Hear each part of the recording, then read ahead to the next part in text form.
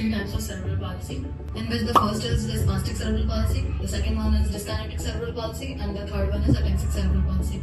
First, the spastic cerebral palsy is the most common one, in which we can see there is severe spasticity in arms and legs, which make the movement difficult, and there will be difficulty in movement along with the walking disabilities, which is very common with these kind of kids.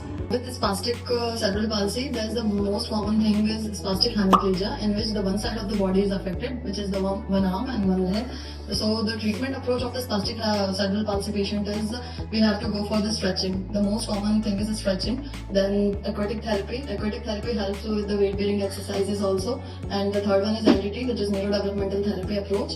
And the last one is passive movements. We can go for the passive movements along with the stretching. The second one is dyskinetic cerebral palsy, which is also known as cathetoid and dystonic cerebral palsy. In this, we can see that the child is unable to control the movements, and there are writhing or jerking movements are commonly seen with these patients. In this, the treatment approach should be the weight-bearing exercises, the functional electrical stimulation, which helps with the muscle stimulation that controls by the brain, and resistance exercises along with the NDT, the neurodevelopmental therapy approach. So the third one is ataxic cerebral palsy. This kind of cerebral palsy is very least common, but it is mainly seen with the balance and coordination issues with the kids.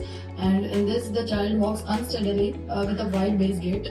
The treatment approach for this kind of cerebral palsy should be the balance and coordination exercise along with the gait training, and the NDT approach should be there, which is neurodevelopmental therapy, along with the reach out activities for improving balance and coordination.